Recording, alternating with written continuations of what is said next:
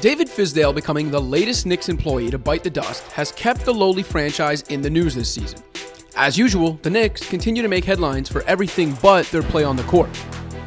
Fizdale wasn't exactly blameless in his season and a quarter on the job. Under his guidance, the Knicks never established a clear identity on either end of the court and compiled a miserable 21-83 record. But in fairness to him, Fizdale was just the latest scapegoat for deeper lying issues at Madison Square Garden, which reach far beyond the coach's box. Anyone who's been paying attention knew Fizdale was doomed the day he agreed to run Steve Mills' basketball team in James Dolan's arena.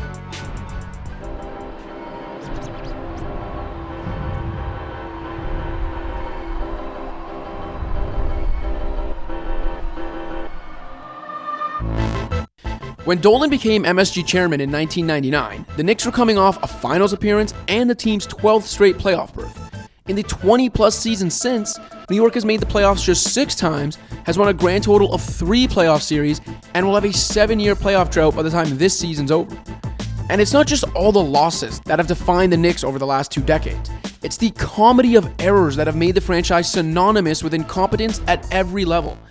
The terrible contracts, a revolving door of highly paid coaches touted as saviors, an organization turning its back on franchise icons while trading draft picks for players who were, let's just say, not franchise icons. Sets the table for Bargnani. Look out! Scary play, and Bargnani, fortunately for him. Then there's Isaiah Thomas.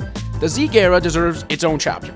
Thomas's Knicks tenure included Madison Square Garden being found liable for $11.6 million in damages in a sexual harassment case. And yet, 8 years after that judgment, Dolan brought Thomas back to MSG to run his WNBA team. Think about that. The headline said it all. Paper calling Dolan's worst decision ever. And if you know your Knick history, that's saying quite a lot. Even Phil Jackson took a crack at turning the Knicks around. The Zen Master lasted 3 years on the job, which included 0 winning seasons, a number of alienated superstars, and one hilariously out-of-touch tweet. How'd that take age for you, Phil? Nothing has encapsulated the Knicks' buffoonery over the last 20 years quite like free agency, though, which the team has handled with the grace of a drunk juggling a chainsaw. Rambler going to the hoop, got stripped. Edwards the loose ball. Ahead, Wanamaker skips a pass. New York was long rumored to be a favorite for at least one of Dwayne Wade, LeBron James, or Chris Bosh in the summer of 2010. Instead, they landed Amari Stoudemire, prompting this famous statement from the star big man. Yep, the Knicks are back. As it turns out, Amari looked great as a Knick out of the gate. And with a surprisingly solid core around him, it finally seemed like the tide had turned in the Mecca. Especially with Carmelo Anthony rumored to join the team in free agency the following summer. Instead, the Knicks jumped the gun to satisfy Melo's desire to join the team in a mid-season trade that would allow him to further maximize his own value in free agency. So instead of adding Anthony to an up-and-coming playoff team in free agency, the Knicks traded most of their core and mortgaged a chunk of their future to bring him in 5 months earlier than they needed to. Stoudemire declined as expected, and the Melo era ended up producing one measly playoff series victory. Did Dolan and the Knicks learn any lessons in free agency? Of course not.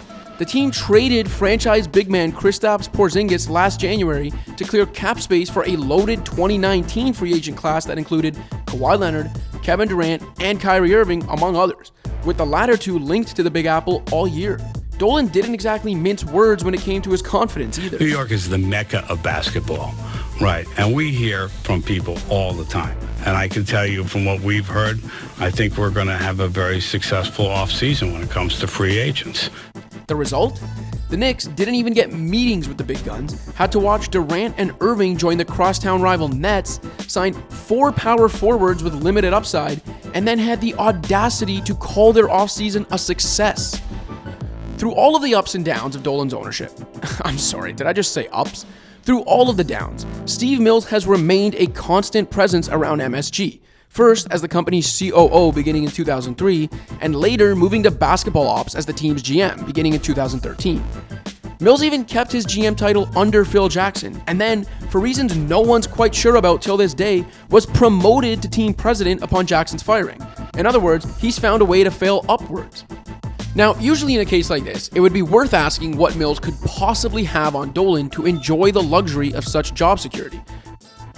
But the counter to that is, what could Mills or anyone for that matter, ever have on Dolan that's any more embarrassing than this. You never meant to hurt no one. In the end, that's what you've done. Air smells sweet on a sinner's path. Still gonna face the good Lord's wrath. Anyway, Fizdale's merely the latest casualty of Dolan's circus act. And it likely won't be long until Mills finally meets his end too. But the sad truth for Knicks fans is that there's really no reason to believe anything will change. Not unless Dolan hires a competent executive, empowers the right people for once, and stays the hell out of the way. Or perhaps not unless he straight up sells the team. But given everything we just laid out, why would someone of sound mind want to work for Dolan? And given the Knicks remain the NBA's most valuable franchise, worth more than Manchester freaking United, why would Dolan be in any rush to sell the team?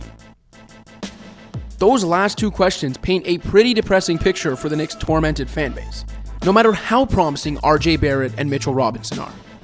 Then again, after starting the season 4-20, the Knicks have now won a whopping 3 of 4 to climb all the way up to 14th in the East. So maybe, just maybe, Knicks fans, The Knicks are back. thanks for watching. If you liked this video and want to see more content like this, be sure to hit that subscribe button.